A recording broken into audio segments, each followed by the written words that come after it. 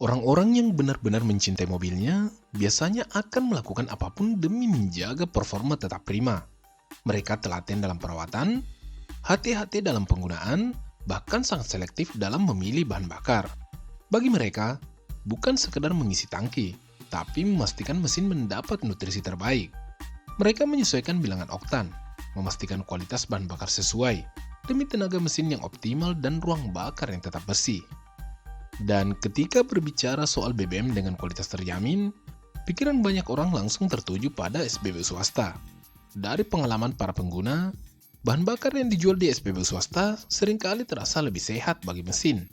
Tarikan lebih halus, pembakaran lebih sempurna, dan yang paling penting bebas dari praktik oplosan. Anggapan ini makin menguat setelah muncul kasus Pertamax oplosan yang menyeret oknum Pertamina di awal tahun 2025. Sejak saat itu, banyak orang mulai meninggalkan SPBU Pertamina dan memutuskan untuk beralih ke SPBU swasta yang dianggap lebih jujur dan mengutamakan kualitas. Namun, apa jadinya jika SPBU swasta yang jadi tempat pelarian tidak bisa lagi menjual BBM karena kehabisan stok? Seperti yang terjadi belakangan ini, publik dihebohkan dengan kelangkaan BBM di SPBU swasta. Banyak pengendara yang datang untuk mengisi bahan bakar justru pulang dengan tangan kosong karena stok habis. Kondisi ini membuat konsumen mau tak mau harus kembali ke SPBU Pertamina karena memang tidak ada pilihan lain. Dan tentu saja banyak yang berharap situasi ini tidak berlangsung lama. Karena pada dasarnya, konsumen juga berhak mendapatkan pilihan produk BBM yang beragam di pasaran. Kelangkaan ini berawal dari dampak peralihan besar-besaran konsumen ke SPBU swasta. Semuanya bermula beberapa bulan lalu, ketika isu Pertamax oplosan mencuat dan menimbulkan keresahan di masyarakat.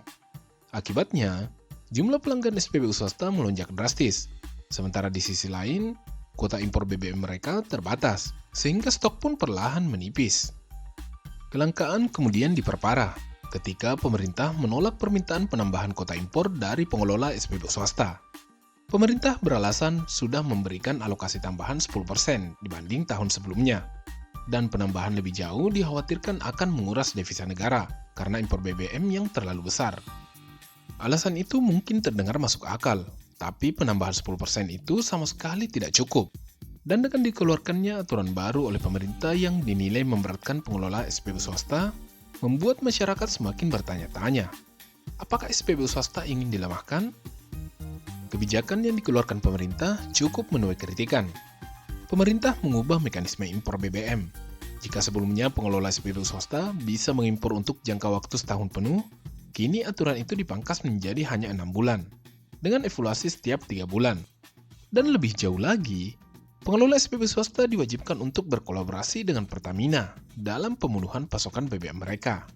Bagi para pengelola SPBU swasta, kebijakan ini dianggap terlalu memberatkan. Selain proses administrasinya jadi lebih rumit, margin keuntungan juga bisa berkurang, karena mereka diwajibkan membeli dari pesaing langsung, yakni Pertamina sendiri. Tak heran jika banyak yang menilai, aturan ini secara terang-terangan justru menguntungkan Pertamina dan membuka peluang monopoli, sekaligus mempersempit ruang gerak pesaing di sektor yang sama. Namun di sisi lain, ada pandangan yang lebih rasional.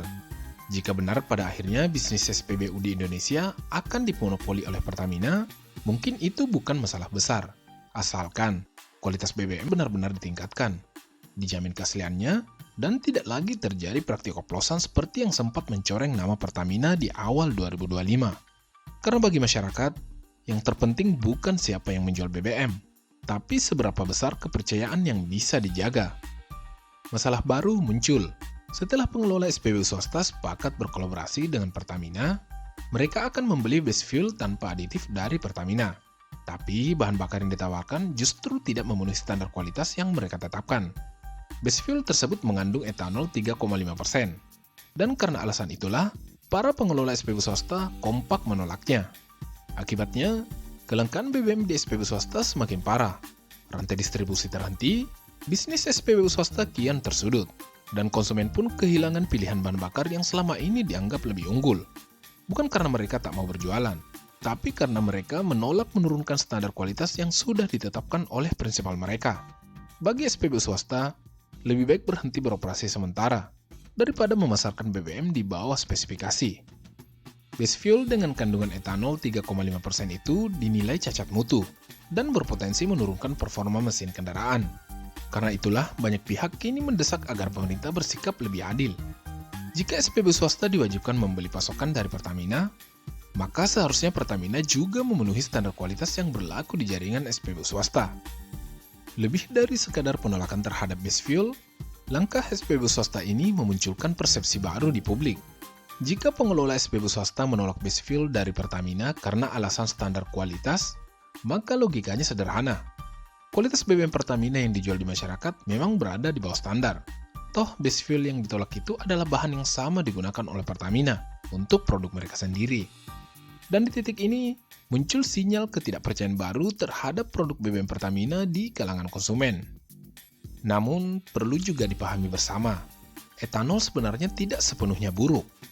Zat ini merupakan aditif untuk jenis bensin tertentu, seperti Pertamax Green dengan kode E5 yang mengandung 5% etanol. Penggunaan etanol sebagai campuran bahan bakar sudah menjadi standar di banyak negara, mulai dari Amerika Serikat, Brazil, Uni Eropa, hingga sejumlah negara Asia. Guru Besar ITB Bapak Tri Yuswijayanto menjelaskan bahwa etanol punya beberapa keunggulan penting. Etanol memiliki nilai RON tinggi, sekitar 110 hingga 120, bersifat ramah lingkungan karena berasal dari bahan nabati, dan secara karbon dinilai netral. Dengan menambahkan etanol, emisi karbon bisa ditekan hingga 3,5%, sejalan dengan upaya global menekan emisi karbon dan mendukung transisi energi yang lebih hijau. Namun di balik keunggulannya, etanol juga memiliki sisi lemah. Masih menurut Bapak Tri, penambahan etanol menurunkan kandungan energi bahan bakar sekitar 1%, dan kadar oksigen yang tinggi dapat mengubah air-fuel ratio, membuat mesin cenderung lebih panas. Selain itu, etanol mudah menyerap air, meningkatkan kadar air dalam bensin, dan tidak kompatibel dengan material karet atau sil pada kendaraan. Dari sudut pandang teknis, meski penurunan energi 1% terdengar kecil, tetap saja itu kerugian nyata. Apalagi jika efek panas berlebih terjadi terus-menerus, ia bisa mempercepat kerusakan part pada sistem pembakaran. Sementara kemampuan etanol menyerap air, justru bisa mempercepat karat pada tangki bahan bakar, menyumbat filter, dan bahkan merusak pompa bensin, yang pada akhirnya menghambat suplai ke ruang bakar. Terlepas dari pro dan kontra mengenai kandungan etanol ini, SPBU swasta jelas memiliki standar sendiri, standar yang ditetapkan oleh prinsipal mereka, dan harus mereka jaga apapun risikonya. Karena bagi mereka, menjaga kualitas bukan sekadar kebijakan, melainkan komitmen reputasi. Tentu Pertamina harus menghargai hal tersebut. Apalagi pada kesepakatan awal, Pertamina siap menyuplai base fuel tanpa aditif. Kemudian muncul pertanyaan baru, mengapa base fuel dari Pertamina mengandung etanol? Apakah ini bentuk kesengajaan? Pertamina memang mengimpor base fuel yang sudah bercampur etanol? Atau justru terjadi kontaminasi di pipeline Pertamina sendiri? Keduanya sama-sama berujung pada satu kesimpulan, blunder. Jika disengaja, maka ini langkah yang keliru karena melanggar kesepakatan awal. Namun jika terkontaminasi, maka lebih parah lagi. Itu menunjukkan Pertamina gagal menjaga kualitas produk mereka sendiri. Dari semua masalah yang muncul, mulai dari kelangkaan BBM, kebijakan yang menuai kritikan, hingga penolakan base fuel, akhirnya timbul satu pertanyaan besar. Siapa sebenarnya yang paling dirugikan dari semua ini? Yang pertama tentu saja pengelola SPBU swasta.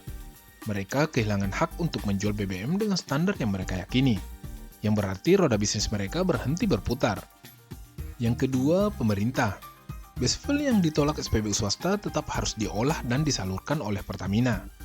Dan jika dalam proses itu terjadi kerugian, ujung-ujungnya akan ditutup oleh APBN.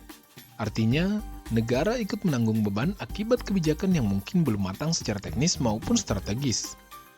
Dan yang ketiga, tentu saja masyarakat. Kini mereka kehilangan pilihan. Bagi konsumen yang sudah terlanjur percaya pada kualitas SPBU swasta, kondisi ini terasa seperti langkah mundur.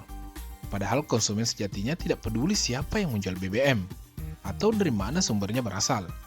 Yang mereka inginkan sederhana, kualitas terbaik dan rasa aman untuk mesin kendaraan mereka. Kalau Pertamina mau berbenah, meningkatkan kualitas, dan memastikan tidak ada lagi praktik-praktik seperti kasus Pertamax oplosan tempo hari, tentu masyarakat akan kembali percaya. Karena pada akhirnya, BBM bukan soal merek, tapi soal kualitas. Bagaimana menurut Anda? Apakah kebijakan ini benar-benar untuk menjaga stabilitas energi nasional, atau justru membuka jalan menuju monopoli terselubung di bisnis BBM Indonesia? Tulis pendapat Anda di kolom komentar. Dan sampai jumpa di video berikutnya.